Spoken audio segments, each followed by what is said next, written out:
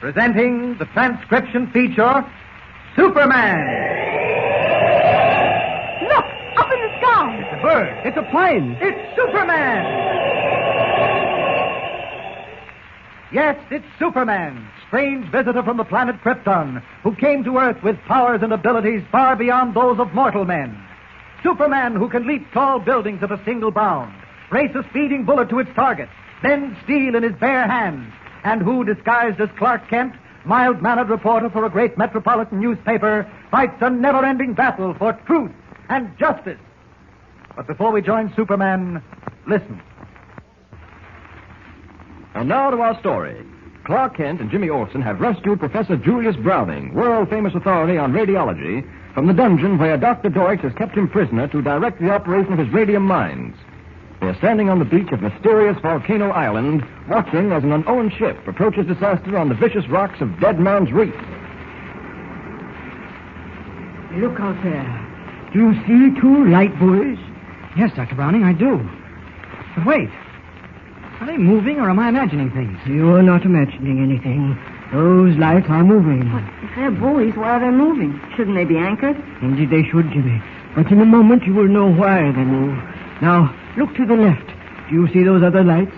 Yes. Yep, I see them. Those are the lights of a ship. A ship with men on it. From ships like this come the men who are chained together to slave in Deutsch's radium mines. Watch and see what happens. Do you mean that Deutch moves the light buoys that are supposed to mark a safe passage through the reefs? Exactly. 5 ships in 2 months have had their bottoms torn out on those rocks. Most of the men managed to swim to shore. Deutch and his gang make prisoners of them. But, Dr. Browning, where are those 5 ships? Wouldn't they remain there on the rocks? Oh, no. Deutch is too smart for that. 5 wrecks on one reef would make the maritime authorities suspicious. Then his game would be up. Deutch has them towed out to sea at high tide, and then he sinks them. You won't find so much as a spar or a timber anywhere. Look, Mr. Kent, the canal buoy lights have stopped moving. Yes, they're set now so that the ship will pile up on the worst part of the reef. Oh, gosh, Mr. Kent, we have to stand here and watch it. We can't do a thing. Not a solitary thing. Look, Jimmy, I want to get a better view of what happens. I'm going down and hide among the rocks on the beach. You stay here with Dr. Browning. I'll be right back. Be careful, Mr. Kent. Oh, I'll just sneak around the side of the cliff a little way where they can't see me. There now. Maybe I can be in time to keep that ship off the reef as Superman. Up, and away! Meanwhile, aboard the freighter Clarabelle, bearing down on the treacherous rocks of Dead Man's Reef, the officers and crew are unaware of the danger lurking in the darkness dead ahead of them.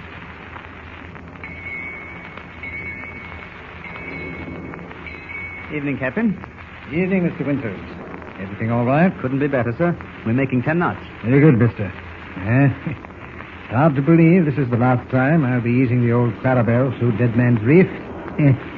I've done it almost 500 times. Now, sir. It'll be like child's play. Now, sir. No, that's right, Winters. No, I used to navigate this ship by dead reckoning in the old days. Before they put those channel lights in to make it easy. Think you could still do it, Captain? Dead certain I could. But why bother, eh? Just head us straight between the lights. That's all there is to it. Almost as bad as being a landlubber. Traffic lights even on the sea these days. That's right. I say, Winters. What's that, sir? Those lights. What's the matter with them, sir? My old tired eyes must be playing tricks on me. How do they look to you? Why, they seem all right. We're heading straight between them, sir. Yes, that's just it. Somehow it doesn't seem right. They don't seem to be in the same position, the right position. But, sir, those lights are inspected every month. And certainly the island doesn't move. No, I guess you're right. What's that? Why, sounds like wind whistling overhead. Captain, you were right, sir. Those lights will move. We're heading straight for the reef. The left engine! Pull us down! Too late. We've grounded. Wait. I don't think so, sir. Look at the bow swing around. By the great horse spoon. It's a miracle. Yes, sir. We're passing the lights. We're back in the channel. Back on the island, Jimmy and Professor Browning, unaware that Superman has taken the situation in hand, look on in amazement as the ship miraculously veers away, its bow barely touching the jagged reef, before it swings back on its course, a brief fraction of a second before piling up. It's positively incredible. I can't believe my eyes. That ship stopped as if she'd hit a wall, and then swung around as if she were being pushed. Oh, here's Mr. Kent. Say, did you see what happened? Yes, I did. Boy, it was a narrow escape. That ship came within a hair's breadth of going on the rock. Oh, where were you watching it from? Further down on the beach. Oh, you smell of tar. Huh? Just like the tar they use to caulk seams on shipboard. Do I? Yes, Kent, you do. Why, your hands are covered with the stuff. Hey, where have you been? Well, I was on the beach around the bend there. I picked up some seaweed, some kelp. That's probably what it is. Kelp doesn't smell like tar, Mr. Kent. Oh, it came off the piece of driftwood I was sitting on. Say, let's duck back into that passage before Deutch's men start nosing around. They'll all be down on the beach in a minute, wondering how the ship escaped. Good idea, Mr. Kent. Come along, Jimmy. Let me lead. I know the way. Professor, do you know exactly what Deutch plans to do with the radium he's mining on this island? No, Kent, I don't. He's never told me. Oh. All I know is that he continually speaks of it in conjunction with a master plan, whatever that is. Professor, Deutch has a room of his own somewhere in that labyrinth of tunnels, hasn't he? A central office? Yes, he has. Good. I want you to lead us to it. Oh, gosh, Mr. Kent. That's just what Deutch wants you to do. Walk right into his trap. Now, wait a minute. I don't intend to walk in, Jimmy. I'd just like to find a place where I could listen. Maybe find out a little more of what kind of madness Deutch is up to. He's cunning, Kent, and ruthless. I know. You won't learn much from him. Well, we might, if we're patient. And lucky. And aren't discovered first. Well, I can show you a passageway that crosses directly over Deutsch's room. Will that do? That might do fine. All right. Now, quiet, both of you. All right. We'll have to cross this tunnel, and it's going to be illuminated. We don't want anyone to catch us, not now. Look, back there at the entrance of the tunnel. Some of Deutsch's henchmen sent to capture those sailors they expected. Yes. All right, now, quickly. Around this corner. Follow me. Right. They've seen us. Down this passage. Quickly. Hurry. Now, don't wait for me. I can't keep up. Nonsense, Professor. Here, grab my arm. We'll run together. Thank you, Mr. Kent. Quickly now. In this door. Right. There we are. Well, look, Dr. Browning. Look what's in this room. Books. Nothing but books. Yeah. Hundreds and hundreds of books. Just stacked up on the floor. Gosh, what can they be doing with all these books? I don't know, but we'd better lay low for a while. They'll be looking for us, and this time, if we're caught... Meanwhile, in Deutsch's headquarters, carved deep in the rock of Volcano Island, the news that Jimmy, Kent, and Professor Browning have been seen has not yet been reported.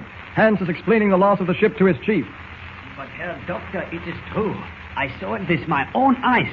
The ship stopped short only 20 feet in front of the reef. I thought it had struck. It stopped so quickly. And then I saw it swing around like it was being pushed. It is incredible, Hans. You are trying to cover up your own failure with a fantastic lie. But ships do not stop short unless they strike something. They do not swing around unless something pushes them. Tell me, Hans, how does your fertile imagination explain such a phenomenon? I do not know, Herr Doctor. I do not know. I only tell you what I saw. But one of the men claims he saw a mysterious figure swoop down and dive under the ship just before it struck. Hans, what do you take me for a child that you tell me such fairy stories? You know what this failure to get that ship means, Hans. Yeah, Herr Doctor, I It know. means we have no additional men to work in the radium mine. But what can we do? I'll show you what we can do. Hello. Bring Professor Browning to me at once. Now at once. 12 ounces of radium. That is all we need. Then we are masters over all men.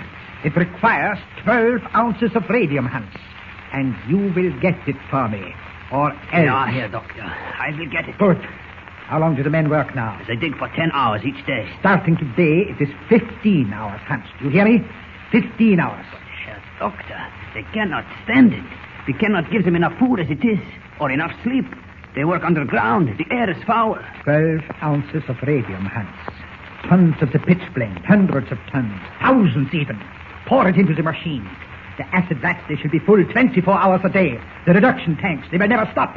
Day and night and day until we have enough. Doctor, if the machines break down under the terrible strain, then even the men who dig cannot help. Do not worry about that. Professor Browning will fix them. I have put a gun in his back before, and I will do it again.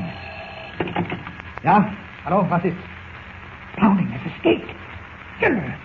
How could that be? Yeah. The door was unbolted. But who? Never mind. He must be somewhere in these passages. Find him. I don't care how you do it, but find him and alive. I heard her, Doctor. Browning gone. Just when we need him most. Hans, you are responsible for this. How do these things happen? First, the boy escapes. Now even the professor is gone. Can you do nothing? Doctors, they have been fighting in tunnel number 7. Yes? Tunnel number 7. I have an idea. I can catch 3 birds in one net. Hello. I have 2 orders for you. Now listen carefully. Seal all the entrances to tunnel number 7. Do you understand? Turn off all the lights. And then reverse the ventilation machine. Yeah? I said reverse them. Pump the air out of tunnel number 7. Yeah. Pump out all the air. Every bit of it. Once again, Deutch's diabolical mind conceives a murderous plan to trap and possibly murder Kent, Jimmy, and Dr. Browning. What will happen when the life-giving air is pumped out of tunnel number 7? Can Kent save his friends without revealing his Superman identity? Don't forget, tune in again for the next thrilling episode with Superman. Look, up in the sky. It's a bird. It's a plane. It's Superman. Superman is a copyrighted feature appearing in Action Comics magazine.